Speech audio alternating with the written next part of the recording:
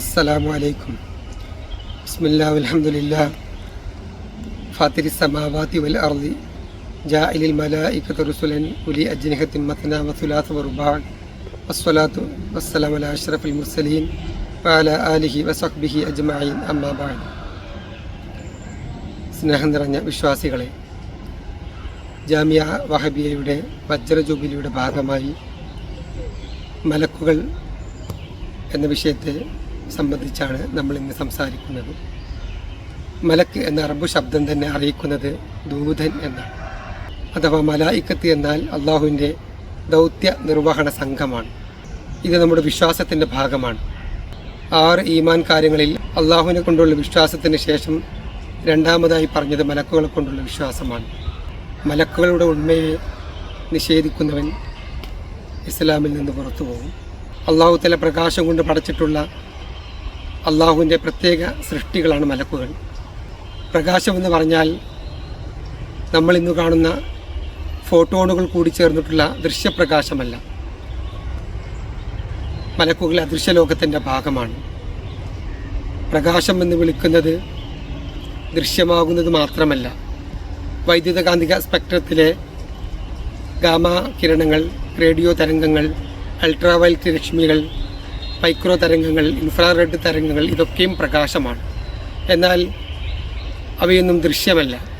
പക്ഷേ അവയ്ക്കും മനുഷ്യൻ്റെ അറിവിൻ്റെയും ബോധത്തിൻ്റെയും പരിധിയിൽ എത്തിയിട്ടുള്ള കാര്യങ്ങളാണ്. എന്നാൽ ഒരിക്കലും മലക്കുകളെ സൃഷ്ടിച്ചിട്ടുള്ള പ്രകാശവും മനുഷ്യൻ്റെ അറിവിൻ്റെ പരിധിയിലോ ബോധത്തിൻ്റെ പരിധിയിലോ എത്തുകയില്ല. മനുഷ്യൻ കുറേ അധികം വികസിച്ച് ഈ ലോകത്തിൻ്റെ ഉണ്മയും ഉത്ഭവവും എങ്ങനെയെന്ന് കണ്ടെത്തുന്ന ശാസ്ത്രശാഖ കോസ്മോളജി വികസിപ്പിക്കുകയും അതല്ലെങ്കിൽ അതിഭൗതികമായതിനെ, ഈ ഫിസിക്കൽ ലോകത്തിൻ്റെ ഭാഗമല്ലാത്ത ആത്മാവ് പോലുള്ളതിനെക്കുറിച്ച് പഠിക്കുന്ന മെറ്റാഫിസിക്സും ഒരുപാട് വളർന്നിട്ടുണ്ടെങ്കിലും ഇതിനെക്കുറിച്ചൊക്കെയുള്ള അറിവ് മനുഷ്യൻ എങ്ങനെ ഉണ്ടാകുന്നു, എവിടെ നിന്ന് ലഭിക്കുന്നു എന്നത് സംബന്ധമായിട്ട് ഉള്ള എപ്പിസ്റ്റമോളജിയൊക്കെ വളരെ വികാസം പ്രാപിച്ചിട്ടുണ്ടെങ്കിലും മനുഷ്യൻ്റെ അറിവിൻ്റെ പരിധിയിലോ ബോധത്തിൻ്റെ പരിധിയിലോ ഒരിക്കലും മലക്കുകളെ സംബന്ധിച്ച് വിവരം ലഭിക്കുകയില്ല.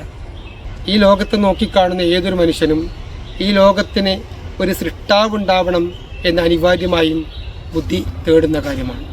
അപ്രകാരം തന്നെ അള്ളാഹുവിൻ്റെ വിശുദ്ധ ഖുർആൻ അത് അമാനുഷികമായി നിലനിൽക്കുന്ന കാലത്തോളം അത് ദൈവികമാണെന്ന് അംഗീകരിക്കുകയും ചെയ്യൽ മനുഷ്യന് അനിവാര്യമായി വരും. ഇങ്ങനെ സൃഷ്ടാവിനെയും അവൻ്റെ കലാമിനെയും അംഗീകരിക്കേണ്ടി വരുന്ന ഏതൊരു മനുഷ്യനും സൃഷ്ടാവ് വിശുദ്ധ വേദത്തിൽ പറഞ്ഞിട്ടുള്ള മലക്കുകളെയും അംഗീകരിക്കൽ അനിവാര്യമായി തന്നെ വരും. മലക്കുകളെ സംബന്ധിച്ച് ബനാത്തുള്ള അള്ളാഹുവിൻ്റെ പെൺമക്കളാണെന്ന് പിഴച്ച വിശ്വാസമുണ്ടായിരുന്നു. നമ്മൾ മാത്രമല്ല മലക്കുകളെ സംബന്ധിച്ച് വിശ്വസിക്കുന്നത്. നമ്മുടെ സഹോദര സമുദായമായ ക്രിസ്ത്യാനികളും മാലാഖമാരിൽ വിശ്വസിക്കുന്നവരാണ്. നവവൃന്ദം മാലാഖമാരിൽ അവർ ഇന്നത്തെ ക്രിസ്ത്യാനികൾ വിശ്വസിക്കുന്നുണ്ട്. അതിൽ പ്രധാന മലക്കുകളായ ഗബ്രിയേൽ മാലാഖയും മീകായേൽ മാലാഖയും റാഫേൽ മാലാഖയും എല്ലാം അവരുടെ വിശ്വാസത്തിൻ്റെ ഭാഗമാണ്. അവർക്കൊക്കെയും ഓരോരോ ദൗത്യമുണ്ടെന്ന് വിശ്വസിക്കുന്നവരാണവർ. പ്രകാശത്തിൽ ജീവനെ സൃഷ്ടിക്കാൻ കഴിയുമോ എന്ന് ചിന്തിക്കുന്നവരാണെങ്കിൽ ജീവനിൽ പ്രകാശത്തെ സൃഷ്ടിച്ച അള്ളാഹുവിനെ അത് ബുദ്ധിമുട്ടുള്ള കാര്യമല്ല എന്നേ മനസ്സിലാക്കേണ്ടതുള്ളൂ. മിന്നാമിനിങ്ങിൽ നമ്മൾ പ്രകാശം കാണുന്നുണ്ട്. അതിൻ്റെ അടിവയറ്റിൽ ദൃശ്യപ്രകാശം പുറപ്പെടുവിക്കാൻ ആവശ്യമായ രാസപ്രവർത്തനം സൃഷ്ടിക്കുന്ന പടച്ച തമ്പുരാന് പ്രകാശത്തിൽ ജീവനെ സൃഷ്ടിക്കുന്നതും ബുദ്ധിമുട്ടുള്ള കാര്യമല്ല എന്ന് ലളിതമായി മനസ്സിലാക്കാവുന്നതേ ഉള്ളൂ. മലക്കുകളെ സംബന്ധിച്ച് വിശ്വാസം ഇജ്മാലി, തഫ്സീലി എന്നിങ്ങനെ രണ്ടായി തിരിക്കാം. പൊതുവായ വിശ്വാസവും വിശദമായ വിശ്വാസവും മലക്കുകളെ സംബന്ധിച്ചുണ്ട്. മലക്കുകൾ ഉണ്ട് എന്നുള്ളതും അത് അള്ളാഹു കൽപ്പിക്കപ്പെട്ട എല്ലാ കാര്യങ്ങളും അനുസരിക്കുന്നവരാണ്. ഇബാദും മുക്രമൂൻ ലാ യഅസൂൻ അല്ലാഹ്, അള്ളാഹുവിൻ്റെ പരിശുദ്ധരായ അടിമകളാണവരെന്നും അവർ അള്ളാഹുവിന് ഒരിക്കലും എതിര് പ്രവർത്തിക്കുകയില്ല എന്നും നമ്മൾ വിശ്വസിക്കൽ ബാധ്യതയാണ്.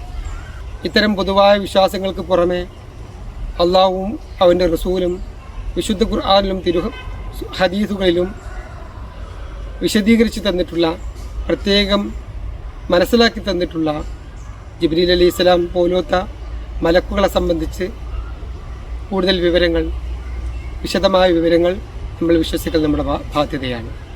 അള്ളാഹു തിരുനബി സല്ലല്ലാഹു അലൈഹി വസല്ലം തങ്ങൾക്ക് വഹീ നൽകുന്നത് ജിബ്രീൽ അലൈഹിസ്സലാം എന്ന മലക്ക് മുഖേനയാണെന്നും ആ ജിബ്രീൽ അലൈഹിസ്സലാം മനുഷ്യരൂപത്തിൽ നബി കരീം സല്ലല്ലാഹു അലൈഹി വസല്ലം തങ്ങളുടെ അടുത്ത് വന്നു എന്നുള്ളതും നമ്മൾ വിശ്വസിക്കൽ അനിവാര്യമാണ്.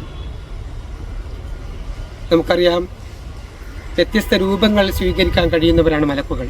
മനുഷ്യരൂപത്തിൽ നബി കരീം സല്ലല്ലാഹു അലൈഹി വസല്ലം തങ്ങളുടെ അടുക്കൽ ജിബ്രീൽ വന്നതുപോലെ തന്നെ ലൂത്ത് നബിയുടെ സമുദായത്തിൽ വന്നത് 2 കൗമാരക്കാരുടെ രൂപത്തിലാണ്. ഇങ്ങനെ വ്യത്യസ്ത രൂപങ്ങൾ സ്വീകരിക്കാൻ കഴിയുന്നവരാണ് മലക്കുകൾ. അതുപോലെ തന്നെ മലക്കുകൾക്ക് ചിറകുകളുണ്ട്. വിശുദ്ധ ഖുർആനിൽ നമ്മൾ നേരത്തെ ഓതി വെച്ച ആയത്തിൽ ഉലി അജ്നിഹത്തിൻ മസ്ന വസുലാസ വറുബ എന്ന് കാണാം. എന്ന് പറഞ്ഞാൽ അവർ ചിറകുകളുള്ളവരാണ്. 2 ചിറകുകളുള്ളവരും 3 ചിറകുകളുള്ളവരും 4 ചിറകുകളുള്ളവരും അവരുടെ കൂട്ടത്തിലുണ്ട്.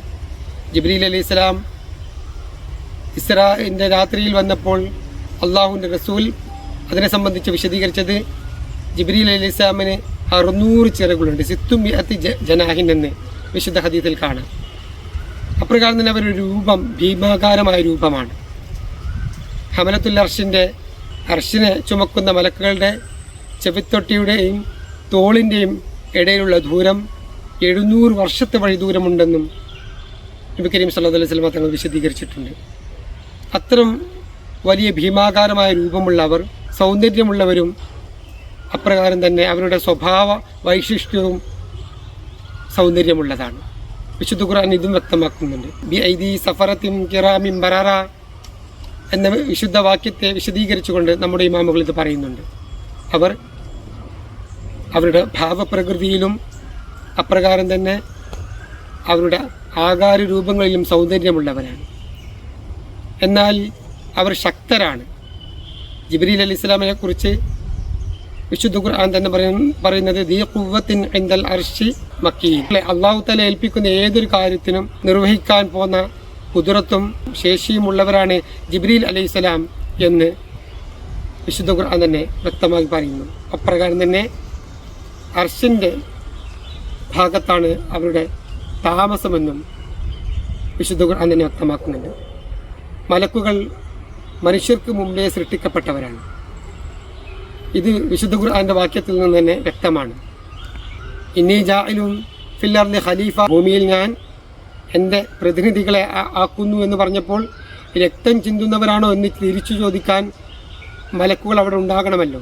അപ്പോൾ മനുഷ്യരെ സൃഷ്ടിക്കുന്നതിന് മുമ്പേ മലക്കുകളുടെ സൃഷ്ടിപ്പ് നടന്നിട്ടുണ്ട് എന്ന് നമുക്ക് വ്യക്തമാണ്. അങ്ങനെയുള്ള ആ മലക്കുകളിൽ വിശ്വസിക്കൽ നമ്മുടെ ബാധ്യതയാണ്. അവർ അള്ളാഹു നൽകുന്ന ദൗത്യം അത് വഹി എത്തിക്കലാണെങ്കിൽ അങ്ങനെ, അതല്ലെങ്കിൽ അള്ളാഹുവിൻ്റെ പടപ്പുകളും മസ്നൂആത്തുകളുമായി ബന്ധപ്പെട്ട എന്തെങ്കിലും കാര്യങ്ങൾ നിർവഹിക്കാനാണെങ്കിൽ അങ്ങനെ, ആ കാര്യങ്ങൾ നിർവഹിച്ച് അവർ തിരിച്ച് അവരുടെ വാസസ്ഥലമായ ആകാശലോകത്തേക്ക് തന്നെ മടങ്ങുക എന്നുള്ളതാണ് അവരുടെ ദൗത്യം. അപ്പോൾ നമ്മൾ മനസ്സിലാക്കേണ്ടത് ഇങ്ങനെയുള്ള ഈ മലക്കുകൾ ഉണ്ട് എന്നും അള്ളാഹും റസൂലും വിശുദ്ധ ഖുർആനിലും ഹദീസിലും പറഞ്ഞിട്ടുള്ള അവയുടെ വിശേഷണങ്ങളും അവരുമായി ബന്ധപ്പെട്ടുള്ള എല്ലാ കാര്യങ്ങളും വിശ്വസിക്കൽ മുഅ്മിനീങ്ങളായ നമ്മെ സംബന്ധിച്ചിടത്തോളം ബാധ്യതയാണ്. നമ്മുടെ അറിവിനും പരിധിക്കും അപ്പുറത്തുള്ള കാര്യങ്ങളെയെല്ലാം നമ്മൾ നിഷേധിക്കാൻ തുടങ്ങിയാൽ നമ്മൾ പലതിനെയും നിഷേധിക്കേണ്ടി വരും. അല്ലാഹു സുബ്ഹാനഹു വ തആല മലക്കുകളെ സംബന്ധിച്ചുള്ള യഥാർത്ഥ വിവരം, യഥാർത്ഥ വിജ്ഞാനം പഠിക്കാനും ഇത് മനസ്സിലാക്കാനും അപ്രകാരം തന്നെ അത് വിശ്വസിച്ച് അംഗീകരിക്കാനും നമുക്ക് ഏവർക്കും തൗഫീഖ് നൽകി അനുഗ്രഹിക്കുമാറാവട്ടെ. അൽഹംദുലില്ലാഹി റബ്ബിൽ ആലമീൻ. അസ്സലാമു അലൈക്കും വറഹ്മത്തുള്ളാഹി വബറകാതുഹു.